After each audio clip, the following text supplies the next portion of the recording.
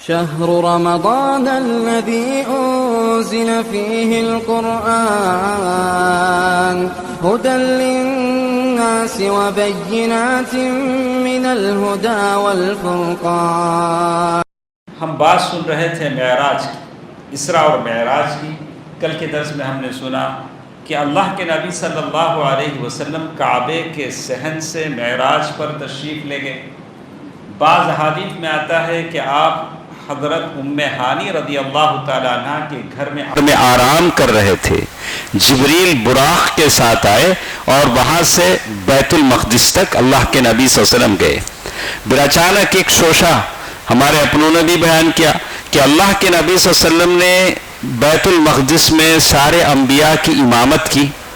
اب پھر امامت کی تو پھر آسمانوں پر پھر انبیاء سے کیسے ملاقات کی؟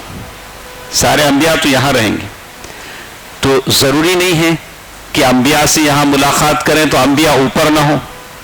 ہاں، جیسے ہم لوگ کبھی دعوتوں میں چلے جاتے ہیں، نیو کالج چلے جاتے ہیں، مسجد میں نکاح ہوتا ہے، ساروں سے ملاقات ہوتی ہے. پھر ڈائننگ میں جاتے ہیں تو ڈائننگ میں پھر ساروں سے ملاقات ہوتی ہے. ارے وہاں تھے نا، یہاں کیسا ہے؟ ویسا چاہے. تو ہم انسان ایک جگہ سے دوسری جگہ پہنچ جاتے ہیں تو اللہ ہے جس نے نبی صلی اللہ علیہ وسلم کو وہاں سے لے کر مکے سے لے کر بیت المقدس تک پہنچایا. اسی اللہ نے پھر بیت المقدس سے نکال کر انبیاء کو آسمانوں پر بھی پہنچا دیا. کسی آسمان پر ابراہیم ہے، کسی آسمان پر ادریس ہے، کسی آسمان پر موسیٰ ہیں علیہم الصلاۃ والسلام. تو میرے کیف چیزوں کو اپنے ذہن سے نہیں سمجھنا چاہیے، اللہ کی قدرت کاملہ سے سمجھنا چاہیے. اللہ کے پاس کن فیکون ہے. اللہ کہتے ہیں ہو جا تو ہو جاتا ہے. تو ہماری عقل رتی عقل ہے، وہ عقل اتنی ہی کام کر سکتی ہے. میرے کیف تو اللہ کے نبی صلی اللہ علیہ وسلم موسیٰ علیہ السلام سے ملاقات کرتے ہیں، اور آپ نے سنا کہ موسیٰ علیہ السلام ملاقات کے بعد رونے لگے. سبب پوچھا تو کہا کہ میرے بعد یہ نوجوان نبی بنایا گیا ہے، اس کی امت بہت زیادہ تعداد میں جنت میں داخل ہو رہی ہے، جبکہ میری امت بڑی کم ہے. موسیٰ علیہ السلام، لیکن موسیٰ علیہ السلام پر جو قوم ایمان لائی وہ بڑی ایسی قوم تھی جس نے صعوبتیں دیکھی، مشکلیں دیکھی.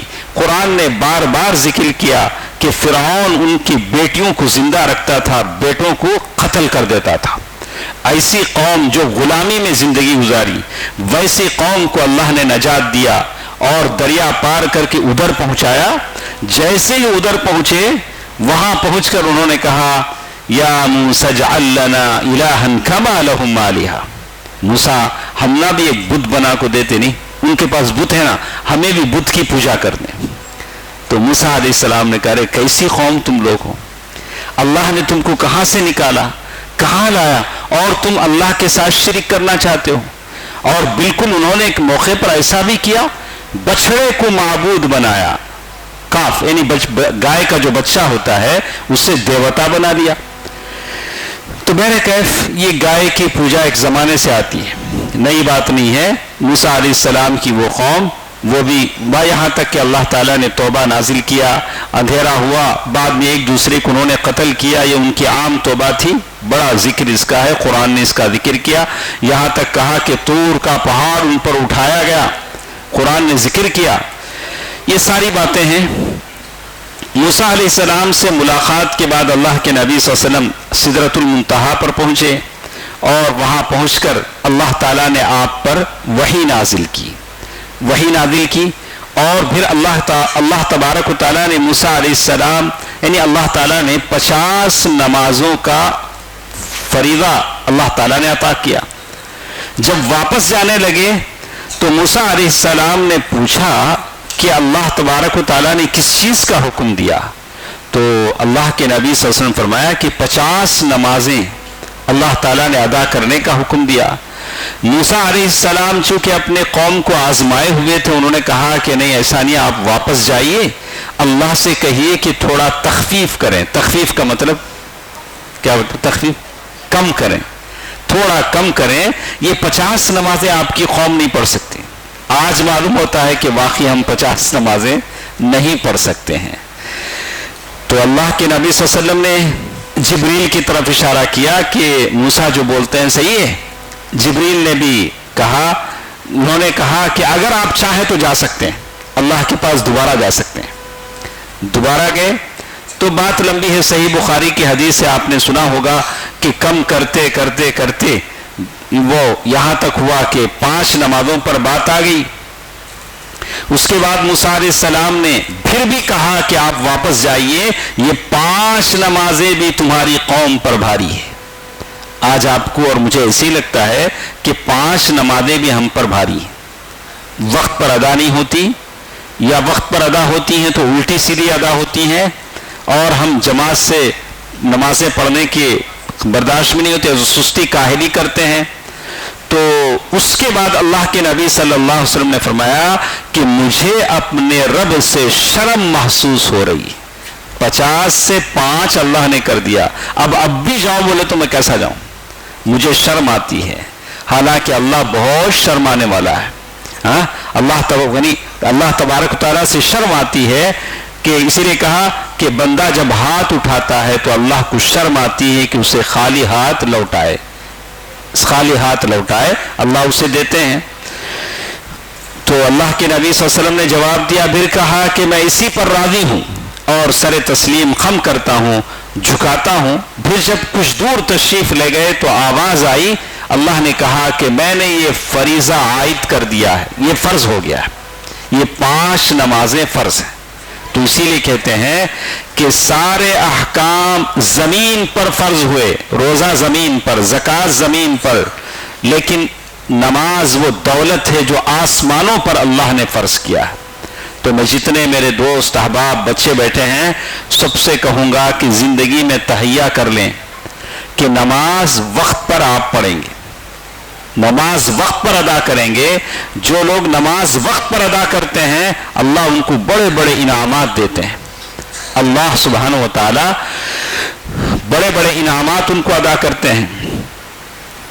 اس کے بعد ایک اور چیز ابن قیم رحمہ اللہ نے اس سلسلے میں اختلاف کیا ہے کہ اللہ کے نبی صلی اللہ علیہ وسلم جب 5 نمازوں کا تحفہ لے رہے تھے تو آپ نے اللہ کو دیکھا کہ نہیں دیکھا؟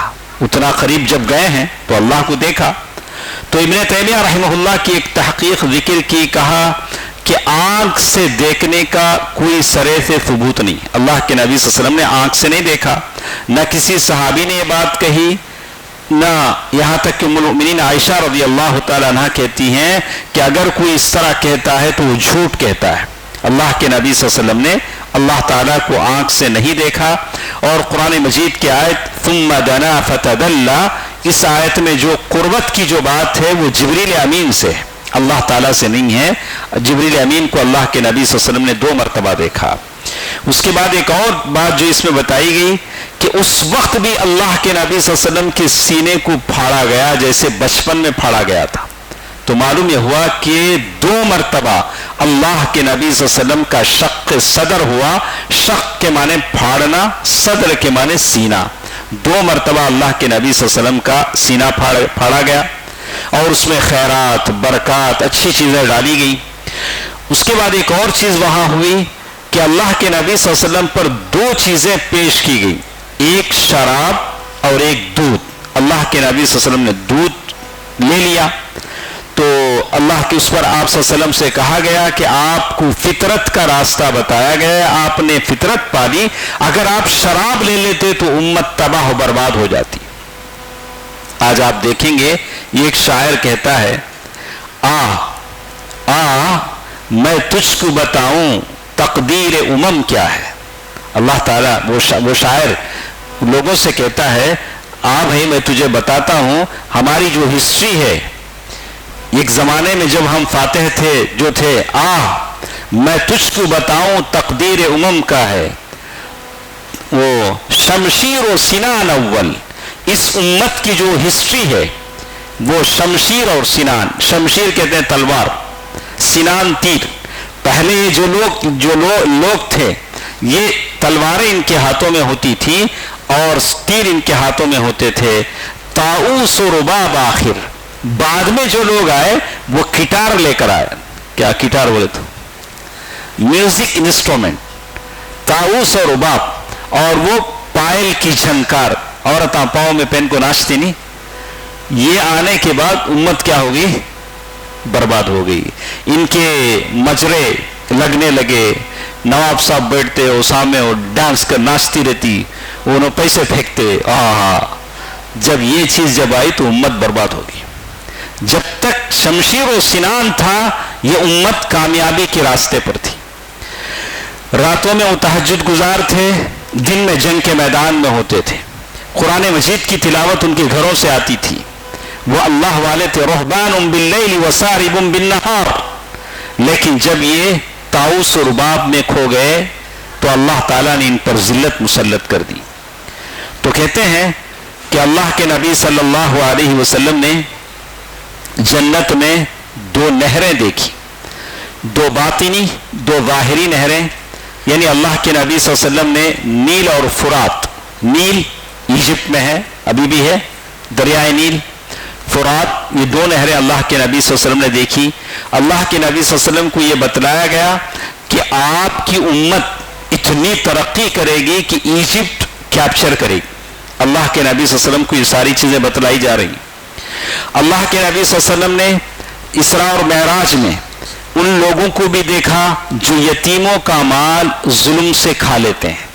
ان پر کیا ہوتا ہے، ان کے ہونٹ ایسے تھے، اونٹ کے ہونٹوں کی طرح تھے، بڑے بڑے ہونٹ، اور وہ اپنے منہ میں پتھر کے ٹکڑوں جیسے انگارے ٹھونس رہے تھے جو پاخانے کے راستے سے نکل رہے تھے. تو اسی لیے کہتے ہیں یتیم کا مال اللہ ہرگز نہیں. اللہ تعالیٰ اس کی بڑی سزا دیتے ہیں. خاص کر میں آپ سے کہوں گا، اگر آپ کا کوئی بھتیجا ہے، بھائی کا انتقال ہو گیا ہے، بچے یتیم ہیں، کسی یتیم کی آپ کفالت کرتے ہیں تو اللہ سے ڈریں، اللہ سے ڈریں.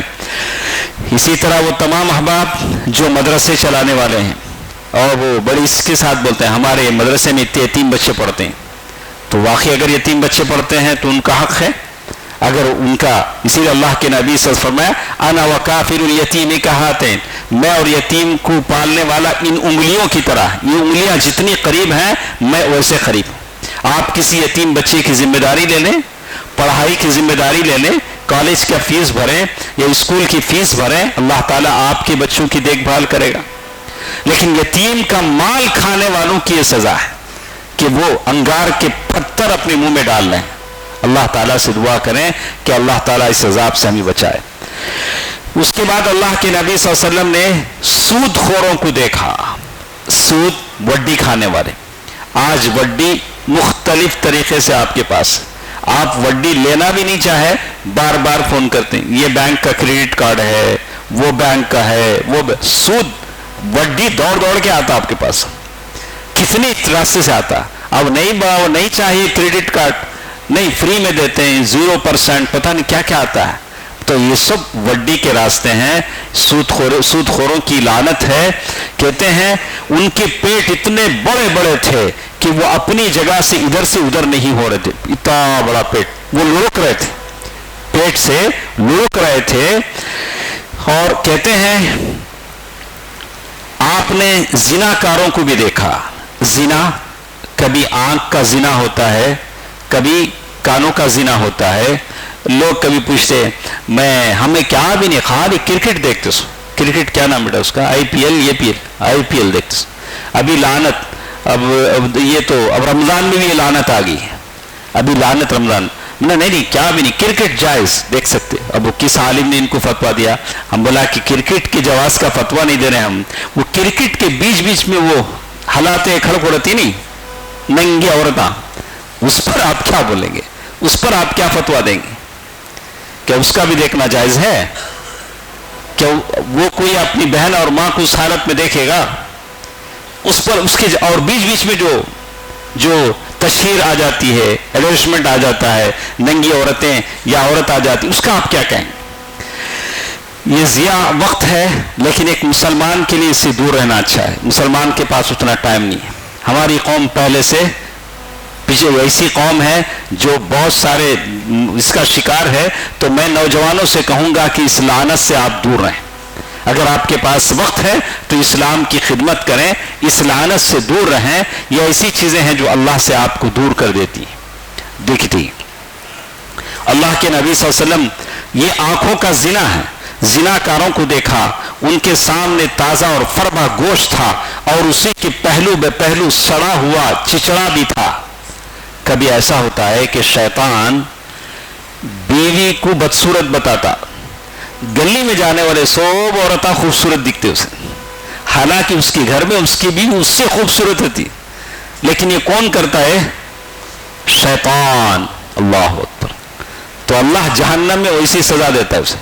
ایک طرف تازہ گوشت ہے، اسے چھوڑ کے سڑا گوشت کھا رہا ہے. یہ سب شیطان کی طرف سے ہوتا.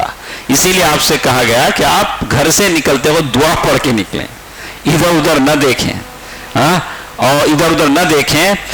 کہتے ہیں کہ آپ صلی اللہ علیہ وسلم نے آتے جاتے ہوئے مکہ کا ایک قافلہ بھی دیکھا، راستے میں قافلہ بھی دیکھا، اور ایسا تھا کہ اس قافلے کا ایک اونٹ بھاگ گیا تھا. اللہ کے نبی صلی اللہ علیہ وسلم نے ان کو بتایا تھا، اور آپ نے ان کا پانی بھی پیا جو ڈھکا ہوا تھا. بعد میں دلیل ثابت ہوئی.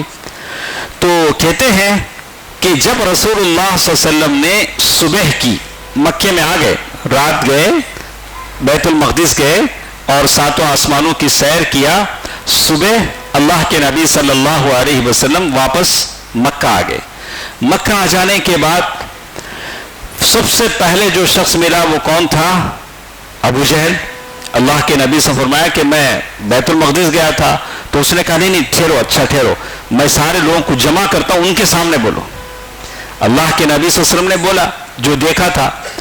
تو لوگوں نے پوچھنا شروع کیا، اچھا آپ بیت المقدس گئے تھے نا، بیت المقدس میں مسجد کا دروازہ کہاں ہے؟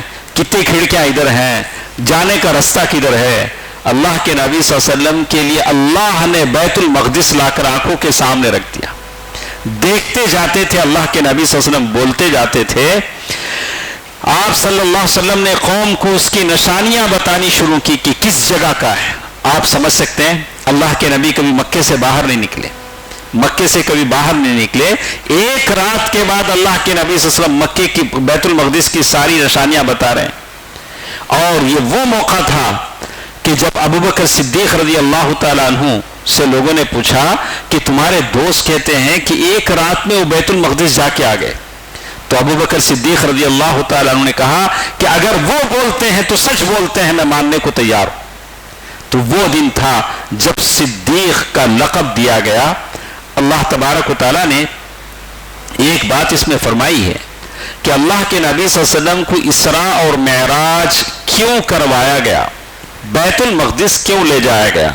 اللہ تعالیٰ نے بڑی تفصیل کے ساتھ پہلی آیت میں فرما دیا سبحان الذي اسرا بعبده ليلا من المسجد الحرام الى المسجد الاقصى الذي باركنا حوله لنريه من آياتنا.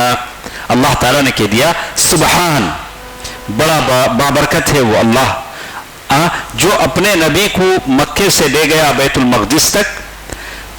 سبب کیا تھا؟ من المسجد الحرام، مسجد حرام سے الى المسجد الاقصى، مسجد اقصی بیت المقدس تک. کیوں لے گیا؟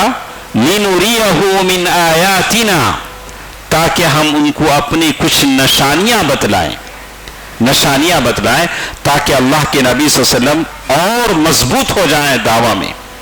جیسے اللہ تعالیٰ نے ابراہیم علیہ السلام کے بارے میں کہا وَكَذَلِكَ نُرِي إِبْرَاهِيمَ مَلَكُوتِ السَّمَاوَاتِ وَالْأَرْضِ وَلِيَكُونَ مِنَ الْمُوقِنِينَ.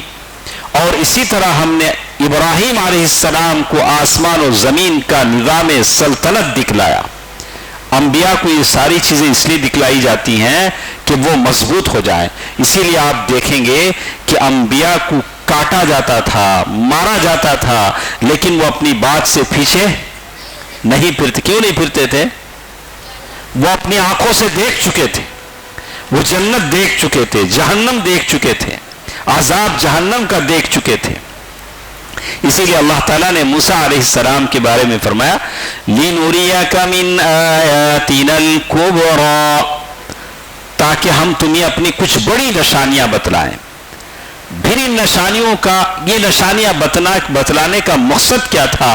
تو یہ بھی کہا وَلِيَكُونَ مِنَ الْمُوقِنِينَ، تاکہ وہ یقین کرنے والوں میں سے ہو جائیں. آپ نشانیاں دیکھیں گے تو یقین کرنے والوں میں سے ہو جائیں گے. تو اسی لیے فارسی میں کہتے ہیں شنیدہ کے بود مانند دیدہ. سمجھ میں آ گیا؟ اکرم تم نہ سمجھ میں آیا؟ کسے سمجھ میں آیا بیٹا؟ فارسی کون کون پڑھے؟ تو فارسی پڑھے؟ مراباد میں پڑھے. ہاں، فارسی میں کہتے ہیں کہ شنیدہ یعنی ایک آدمی سنیا، خالی ایک آدمی دیکھا. سننے والے اور دیکھنے والے میں فرق ہوتا. اللہ کے نبی صلی اللہ علیہ وسلم جا کر دیکھ کر آئے تو اللہ کے نبی صلی اللہ علیہ وسلم کی بات الگ تھی. تو اسی لیے وہ بڑی بڑی پریشانیاں وہ لوگ جھیل لیتے تھے. تو بڑی لمبی بات انہوں نے یہاں کی ہے. اس کے بعد وہ کہتے ہیں کہ آخر انہوں نے کہا کہ اللہ تبارک و تعالیٰ یہ ساری باتوں کے بعد اللہ تبارک و تعالیٰ بتانا چاہتا تھا کہ اب اس دنیا کی قیادت اور سرداری یہودیوں سے نکال کر مسلمانوں کو دی جانے والی تھی. سرداری منتقل ہونے والی تھی. اسی کا ذکر اللہ تعالیٰ نے قرآن مجید میں بھی کیا ہے.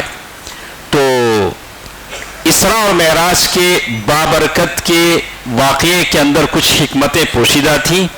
کچھ باتوں کا یہاں ذکر کیا جو باتیں ہماری ختم ہو چکی.